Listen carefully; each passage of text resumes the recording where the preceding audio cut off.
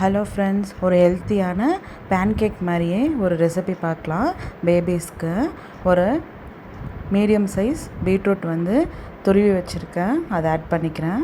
ஒரு medium size carrot துருவி வச்சுருக்கேன், அதுவும் ஆட் பண்ணிக்கிறேன். வாழைப்பழம் ஆட் பண்ணிக்கிறேன். அது கூட ஒரு 2 டேபிள் ஸ்பூன் கோதுமை மாவு ஆட் பண்ணிக்கிறேன்.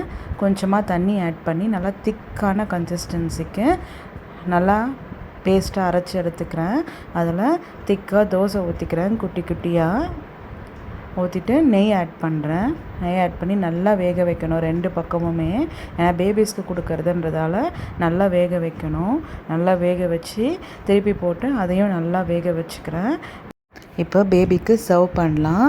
தண்ணி தொட்டோ இல்லை தயிர் தொட்டோ சர்வ் பண்ணலாம், இல்லை வெறுமனே அப்படியே கூட சர்வ் பண்ணலாம். உங்கள் பேபிக்கு எது ஈஸியாக இருக்கோ அந்த மாதிரி சர்வ் பண்ணுங்கள். வாழைப்பழம் கேரட்லாம் ஆட் பண்ணியிருக்கிறதால ரொம்ப டேஸ்டியாக இருக்கும். நல்லா பசங்க விரும்பி சாப்பிடுவாங்க. ட்ரை பண்ணி பாருங்கள். பாய்.